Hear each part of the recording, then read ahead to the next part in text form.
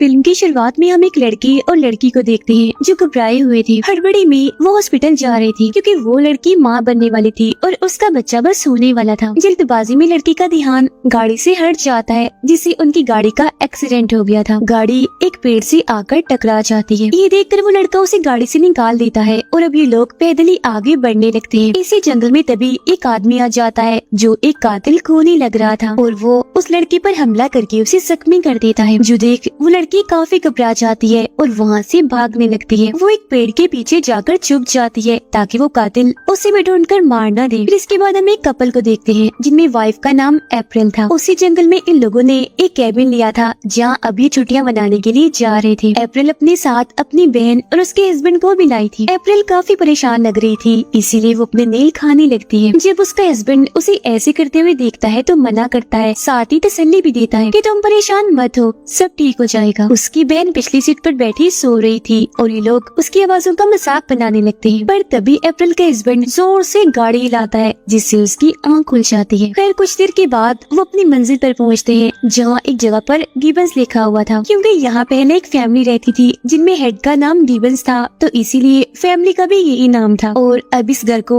अप्रैल के हस्बैंड ने खरीद लिया था। उसके हस्बैंड गाड़ी से निकलकर ताला खोलता है और ये लोग अंदर चले जाते हैं। वो अपने कैबिन को देखकर काफी खुश हो जाते हैं क्योंकि वो काफी अलग ही लग रहा था। अप्रैल की बहन का हस्बैंड जिसका नाम टिम था वो उसके हस्बैंड से कहता है कि बेशक ये घर अच्छा है पर काफी पुराना है तो हमें इस पर काफी पैसे लगाने होंगे, काफी काम करवाना होगा। जिस सुनकर अप्रैल का हस्बैंड कहता है कि मैंने यहाँ की सिर्फ जमीन खरीदी थी, ये घर तो मुझे इस जमीन के साथ ही मिला है और क्योंकि मेरे लिए घर फ्री है तो मुझे इससे कोई मसला नहीं है। अब टिम कहता है कि यहाँ सिग्नल नहीं आ रही तो मैं जरा जंगल में जा रहा हूँ, मुझे जरूरी कॉल करनी है। अप्रैल का हस्बैंड उससे पूछता है कि ये घर मैंने तुम्हारे लिए खरीदा है, ये किस्म का गिफ्ट है तो क्या तुम्हें पसंद आया? इस पर वो कहती है कि हाँ बहुत पसंद आया, ये मेरे लिए अब तक का सबसे अच्छा तोहफा है। उधर टिम जब सिग्नल ढूंढने गया था तो तभी उसे जंगल में से कुछ आवाजें आने लगती है। वो घबरा गया था क्योंकि उसे लग रहा था कि जरूर जंगल में कोई है। वो घबराते हुए चेक करने जाता ही है कि तभी पीछे से उसकी वाइफ आकर उसे डरा देती है। वो टिम से कहती है कि तुम यहाँ बाहर टाइम बर्बाद मत करो और चुपचाप घर के अंदर चलो। इसके बाद ये लोग घर के अंदर आ जाते हैं और देखते हैं कि ये घर काफी पुराना है और यहाँ गिबन्स फैमिली की तस्वीर भी थी जो यहाँ रहा करती थी। उनमें एक कपल था और उनके 2 बच्चे थे। तब अप्रैल के हस्बैंड बताता है कि ये फैमिली अब मर चुकी है इसीलिए मैंने ये घर खरीदा है। फिर ये लोग पूरे ही घर को चेक करते हैं, देखते हैं कि ये काफी बड़ा है। उन्हें वहाँ बच्चों का कमरा भी मिलता है जिसके अंदर जब वो जाते हैं तो वहाँ काफी सारे टूटे हुए डॉल्स थी। उन लोगों को ये सोचकर काफी अजीब लगता है कि ये कैसा बच्चा होगा जो डॉल्स को तोड़ता है। अब तभी जंगल में से कोई अनजान शख्स इन पर नजर रख रहा था। वो खिड़की के पास आकर अप्रैल और उसकी बहन को घूरने लगता है। अप्रैल को वहाँ एक लॉकेट मिलता है जो उसे बेहद पसंद आता है तो वो उसे अपने गले में पहन लेती है। तभी अप्रैल की बहन की नजर बाहर जाती है और उसी वहाँ कोई नजर आता है पर अगले ही पल वो इंसान वहाँ से गायब हो गया था इसीलिए वो इस बात को नजरअंदाज कर देती है। फिर ये लोग अपनी गाड़ी से सारा सामान निकाल कर घर के अंदर रख देते हैं। अप्रैल की बहन उसे कहती है कि मैं बहुत अरसे के बाद तुमसे मिली और तुमसे बात की, मैं कभी तुमसे मिलने नहीं आई इसलिए प्लीज मेरी बहन मुझे माफ कर दो। जिस पर अप्रैल कहती है कि तुम चाहे जितना मर्जी दूर रहो मुझसे पर हमारा रिश्ता कभी टूट नहीं सकता क्योंकि हम एक ही खून है, बहनें हैं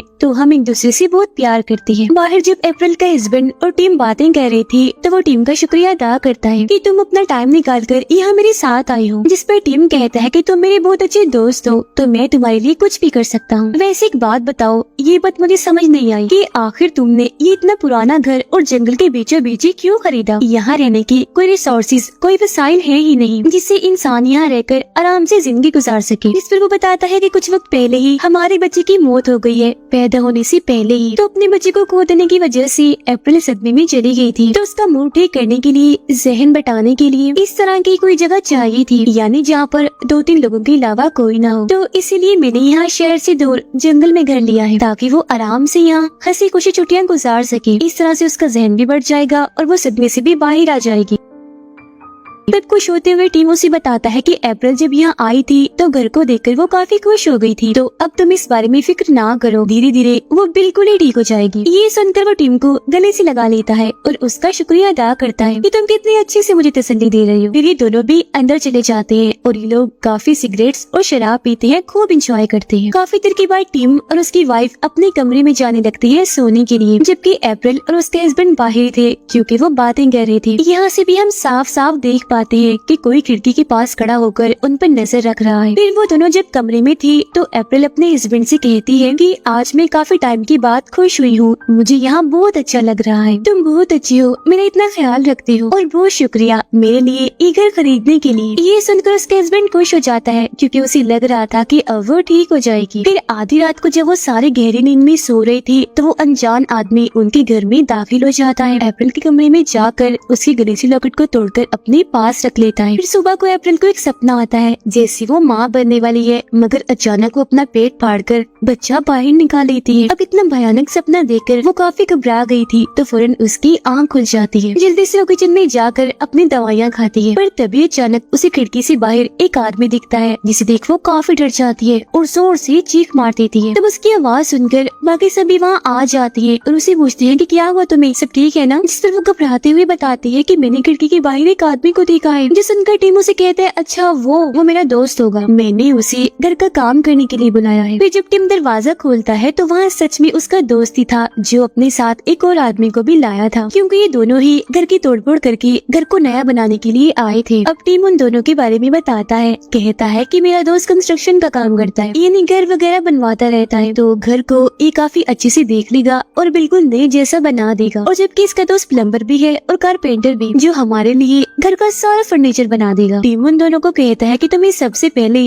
छतों को ठीक करना होगा, क्योंकि बारिश यहाँ आती रहती है तो कहीं पानी अंदर ना जाए। फिर ये चारों बाहर आ जाते हैं पूरे घर को देखने के लिए, ताकि वो फैसला कर सके कि उन्हें काम कहाँ से शुरू करना चाहिए। अंदर जब अप्रैल की बहन देखती है कि वो अकेली बैठी हुई है तो वो उसके पास जाकर बातें करने लगती है। यहाँ वो प्लम्बर भी अप्रैल के हस्बैंड से पूछ लेता है कि तुमने ये घर क्यों खरीदा। इस पर वो जवाब देता है क्योंकि ये घर मुझे काफी सस्ते में मिल रहा था, तो बिना देर किए मैंने फौरन ये घर खरीद लिया। तो प्लम्बर कहता है क्या तुम इस घर की हिस्ट्री के बारे में जानते हो, यानी तुम लोगों के आने से पहले यहाँ क्या हुआ था। तो अप्रैल का हस्बैंड कहता है कि हाँ, मुझे इस घर की हिस्ट्री और यहाँ की एक एक बात के बारे में अच्छे से पता है। हमसे पहले यहाँ गिबन्स फैमिली रहती थी और इस घर को काफी बुरा समझा जाता है, क्योंकि यहाँ बहुत सारे कत्ल खून हुए हैं जिनके बारे में आज तक पता नहीं चल पाया कि वो किसने किए होंगे। हालांकि पुलिस ने इसकी काफी जांच भी की थी, पर उन्हें भी कोई सबूत नहीं मिला। फिर एक दिन जब उस फैमिली का हेड यानी गिबन्स चाय पी रहा था कि तभी पीछे से उस पर किसी ने जोरदार हमला कर दिया, जिससे उसका सर फट गया और फिर उस इंसान ने गिबन्स के जिस्म के हिस्सों को काट कर उसके मुंह में घुसा दिए, जिससे उसकी मौत हो गई। फिर बाद में उसकी वाइफ को भी मार दिया गया। जिसे सुनकर प्लम्बर पूछता है तो क्या इस बारे में पता चला कि उस फैमिली को किसने मारा था। जिस पर अप्रैल का हस्बैंड कहता है कि नहीं, इस बारे में भी आज तक किसी को भी पता नहीं चल पाया। अब टीम अप्रैल के हस्बैंड से पूछता है कि गिबन्स और उसकी वाइफ के 2 बच्चे भी थे ना, क्योंकि उन्हें मैंने अंदर पड़ी तस्वीर में देखा था, तो सिर्फ किसी ने गिबन्स और उसकी वाइफ को ही मारा था, उनके बच्चों का क्या हुआ, वो कहाँ चले गए। जिस पर वो जवाब देता है कि सुनने में आया था कि वो दोनों बच्चे यहाँ से भाग निकले थे, तभी से वो दोनों लापता है, ना जाने वो कहाँ होंगे, जिंदा भी होंगे या अब तक मर गए होंगे। अब ये सुनकर सारे काफी डर जाते हैं। जिस पर उसका हस्बैंड कहता है कि मैंने तुम सब लोगों को बता दिया इस बारे में, हालांकि मुझे बताना नहीं चाहिए था, पर ख्याल रखना ये सारी बातें अप्रैल को पता नहीं चलनी चाहिए, वरना वो फिर से टेंशन ले लेगी और दोबारा से सदमे का शिकार हो जाएगी।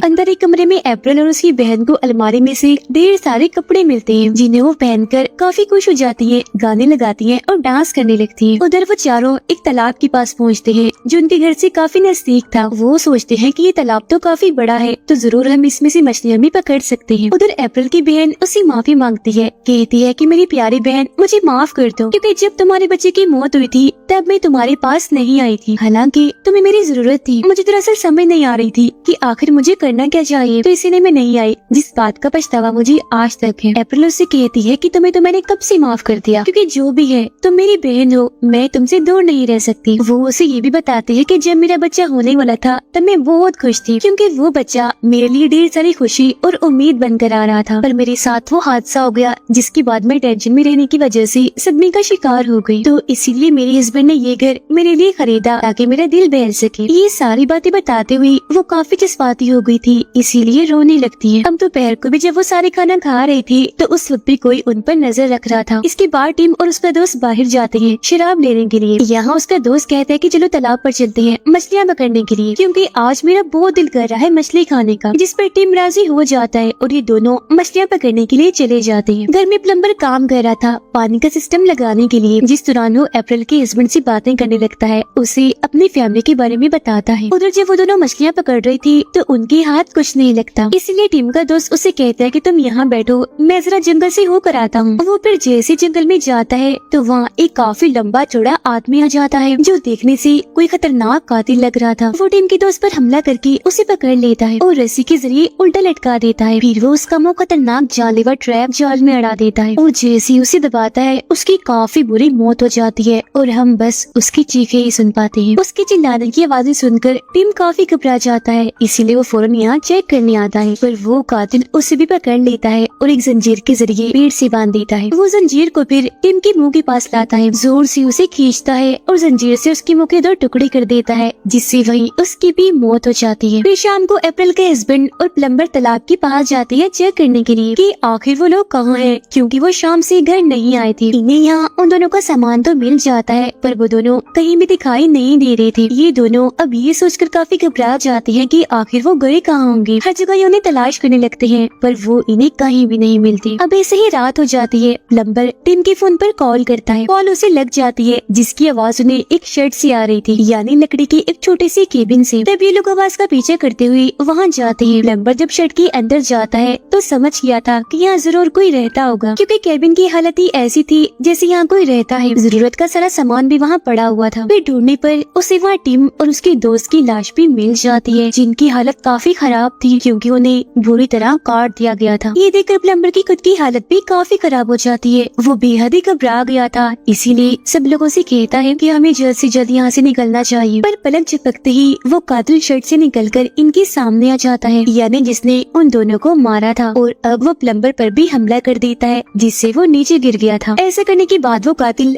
अप्रैल के हस्बैंड को पकड़ता है। ये देखकर दोनों भी लड़कियां काफी घबरा जाती है और फौरन ही अपने घर आकर सारे खिड़कियां दरवाजे बंद कर देती है ताकि वो कातिल अंदर न घुस सके। अब तभी उन्हें बच्चों वाले कमरे से लाइट आती हुई दिखती है। वो काफी घबरा गई थी और अगले ही पल कोई दरवाजा खोलकर वहाँ से बाहर आता है जो एक औरत थी, उसका बच्चा होने वाला था। वो औरत काफी भयानक किसी जानवर जैसी लग रही थी।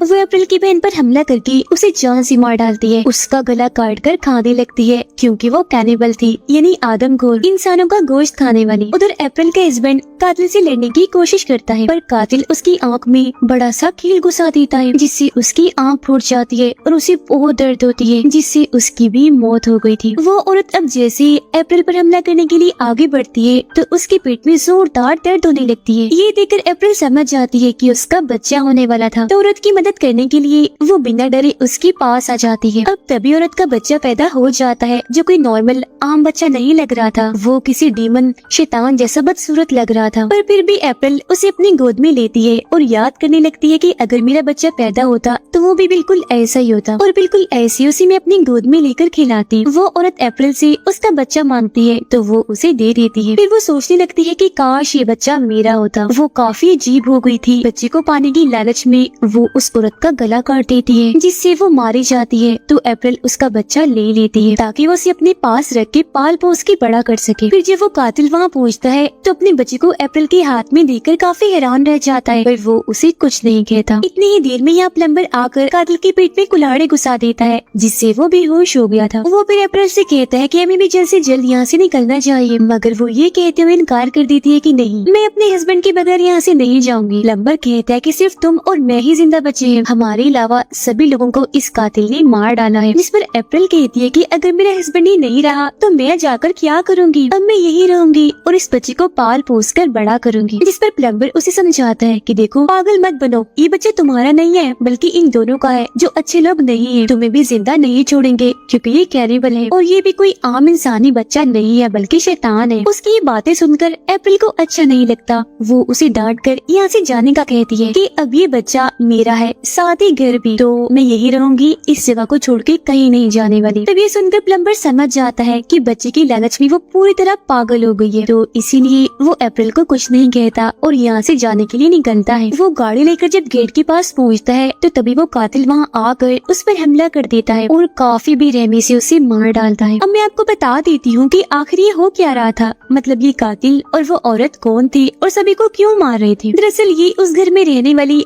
पहली फैमिली के बच्चे थे, यानी गिबन्स फैमिली के। इन दोनों जुड़वा बहन भाइयों के बीच गलत ताल्लुक बन गए थे, जिससे उसकी बहन का वो हाल हो गया था जो सीन हमने शुरुआत में देखा था। यानी गाड़ी में बैठकर जब एक लड़का और लड़की जा रहे थे, लड़की का बच्चा होने वाला था, तो वो और कोई नहीं बल्कि गिबन्स के बच्चे थे। और उनकी इस गलत हरकत पर जब उनके माँ बाप ने मुखालफत की तो इन बहन भाइयों ने उन्हें ही मार दिया। पुलिस ने इस केस को इसलिए बंद कर दिया था क्योंकि उन्हें कोई सबूत यहाँ से नहीं मिला था। पुलिस का मानना था कि वो दोनों बहन भाई यहाँ से भाग गए होंगे, पर वो दोनों तो पिछले काफी अरसे से यही छुप कर रह रहे थे और आने वाले हर एक इंसान को मारकर खा जाया करते थे, क्योंकि अब वो खतरनाक कैनिबल जो बन गए थे। और इसी के साथ ये कहानी इधर ही खत्म हो जाती है।